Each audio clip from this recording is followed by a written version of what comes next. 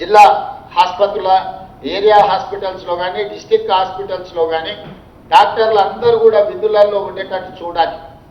డాక్టర్లు ఎవరు ఆబ్సెంట్ అయినా వైద్య సిబ్బంది రాకపోయినా కూడా ప్రజలకు అసౌకర్యం కలుగుతుంది కాబట్టి కలెక్టర్స్ పర్యవేక్షించాలి.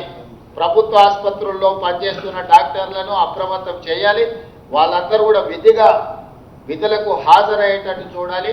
అదేవిధంగా వాళ్ళకు మందులు అందుబాటులో కూడా ఉండేటట్టుగా చర్యలు తీసుకోవాలి. ఈ వైరల్ ఫీవర్స్ కూడా వచ్చే అవకాశం ఉంటుంది. దీనికి సంబంధించి కూడా మనం తీసుకోవాలి. అదే పశువులకు సంబంధించిన విషయాల్లో కూడా అప్రమత్తంగా ఉండుకుంటూ వాటిని కూడా మనము ఎక్కడికక్కడ వాటి పశువులకు కూడా ఇబ్బంది రాకుండా అక్కడ కింది స్థాయిలో ఉండే వెటర్నరీ డిపార్ట్మెంట్స్ని కూడా అప్రమత్తం చేసి దానికి సంబంధించిన చర్యలు కూడా తీసుకోవాలి. వెటర్నరీ డాక్టర్లు అందరినీ కూడా మనం పూర్తిగా అందుబాటులోకి ఉండాలి.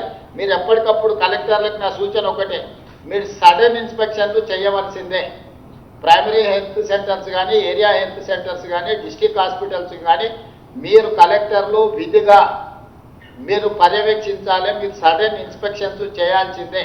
వెటర్నరీకి సంబంధించిన దాంట్లో కూడా మీరు ప్రత్యేకంగా దృష్టి పెట్టాలి. మీకు ఏఎల్సీలు అడిషనల్ కలెక్టర్స్ లోకల్ బాడీస్ కూడా ఉన్నారు. వాళ్ళందరూ కూడా ఫీల్డ్ మీదకి వెళ్ళాలి. ఐఏఎస్ ఆఫీసర్లు ఎవరున్నా జిల్లా పరిధిలో మీరు క్షేత్రస్థాయిలో ఆపే పర్యటనలకు సడన్ ఇన్స్పెక్షన్లకు ఖచ్చితంగా వెళ్లాల్సిందే. సెకండ్ హాఫ్ అంతా ఆఫీస్లో కూర్చోండి. ఫస్ట్ హాఫ్ పొద్దున్నే 7 o'clock లేచి మీరు ఫీల్డ్ మీద ఎప్పుడైతే ఇన్స్పెక్షన్స్ పోతారో మిగతా కింది స్థాయి సిబ్బంది కూడా అప్రమత్తంగా ఉంటారు. వాళ్ళందరూ కూడా జాగ్రత్త తీసుకుంటారు. వాళ్ళందరూ కూడా క్షేత్రస్థాయిలో పనిలో నిమగ్నం అవుతారు. కాబట్టి కలెక్టర్లకు నేను ఆదేశాలు ఇస్తున్నా, క్షేత్రస్థాయిలో మీరు ఖచ్చితంగా పర్యటనలకు వెళ్లాల్సిందే. ఆకస్మిక తనిఖీలు చేయాల్సిందే. మన పేషీ నుంచి కూడా సీఎంఓ నుండి అధికారులకు కూడా నేను ఆదేశాలు ఇస్తున్నా.